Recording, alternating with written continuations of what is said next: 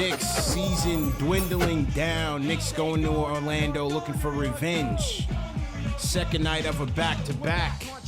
After an embarrassing loss at home to an undermanned Cavs team, this Knicks team came out hungry, ready for a fight, led by Obi Toppin, looking solid again as a starter, led by R.J. Barrett, and led by Emmanuel Quickley, triple-double Quickley. Put some respect on his name.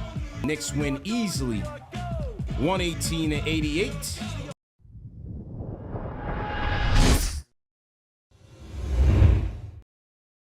Hey, team looked good tonight, man.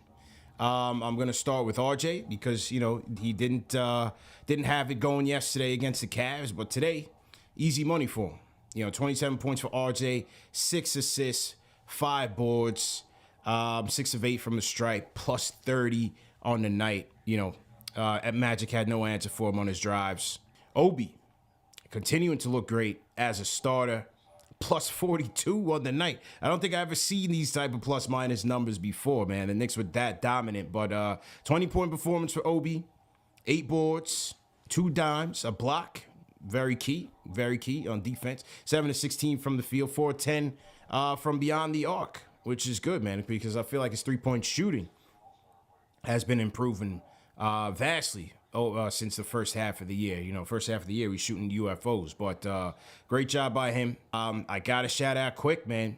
Quick is been a topic of conversation for quite some time now. Quickly orchestrating very well tonight. Very easy. 18 points, 10 dimes, 10 boards for Quick. 7 of 18 from the field. And like I said, I don't think there's a hotter Knick right now than Quick and what he's given to this Knicks bench. I was looking for him to be inserted into that role when Kemba went out, knowing that they weren't going to go with D-Rose. But Tibbs decidedly went with Burks and finished with Burks for the entire year. But yet and Quickly still got his burn. Don't get me wrong. Quickly finished several games for the Knicks. It's just starting. But the head scratcher to me is that here we are, one of the worst first quarter teams. A bad offense, even though the offense has been on an uptick this last 15 games in terms of efficiency. The coach several times this year pointing to not having energy, not getting a spark. Why Quickly was not given that opportunity, I'm not so sure. He's the second youngest player in Knicks history to record a triple-double. Yeah. Trailing only Kenny Sears, who was 22 years old in 1956. He's also the first Knick to record a triple-double off the bench since Mark Jackson did it in 1991. Off the bench. So, those are definitely, notable and good numbers to have for Quickly. And like I said, CP, him not starting, to me, this also raises questions about, why not? When he talked about the different combinations, he felt that Alec Burks came out the best option. He has said it a while back before when he was asked about McBride. He said that Alec Burks is all that we have.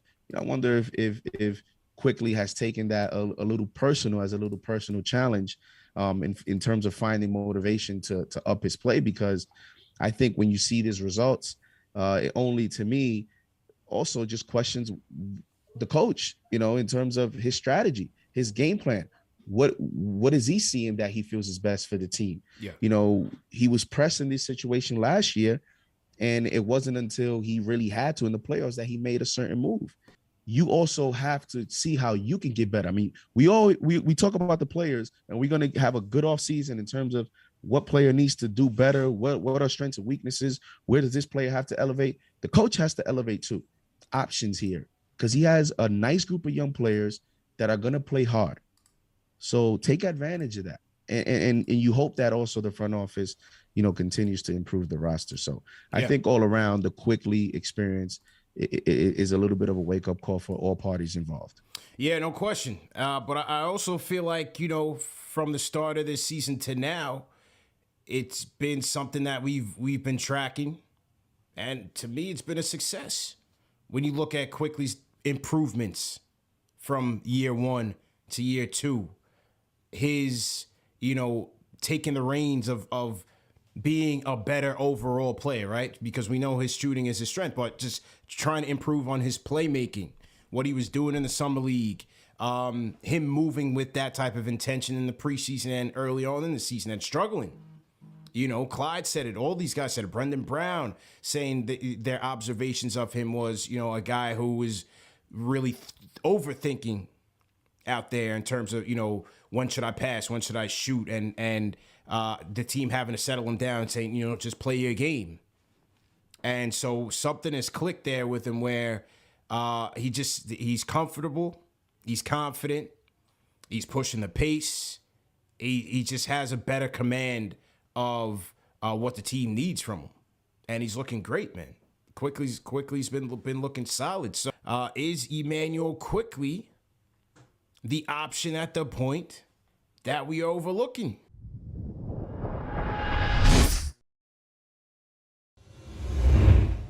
I want to really give a shout out to somebody that I really believe is earning their money, and it maybe hasn't been talked about as much, but I want to shout out my guy, Johnny Bryant, man. This guy is the point guard whisperer, and he came as advertised, and he's performing. You see the development of the guards. You see RJ, Bullet Bread Barrett. That's my guy. You already know. And then you see IQ development. Like, it's the continuity is there. Like, you see the guys, they're performing the intelligence on the ball, like the play, just be able to like just use your vision, court vision, and analyze where you're gonna get the ball, who you're passing it to, shots, everything like that. It's an even blend. I love to see it. So I was gonna say shout out to Johnny Bryant for that. And then just one more quick point. I want to say something about the front office that I noticed a lot of people giving them flack. I don't want to give them flack yet. If they mess up this offseason coming up, then I'm looking at them. Well, I've been told y'all, 2 years ago, now today, on April 3rd, we asking this question today. I've been told y'all, give that boy them keys. Y'all don't remember? Give that boy them keys. Be patient. Let him develop. I've been telling y'all this, but y'all seeing the facts right now. But that's okay.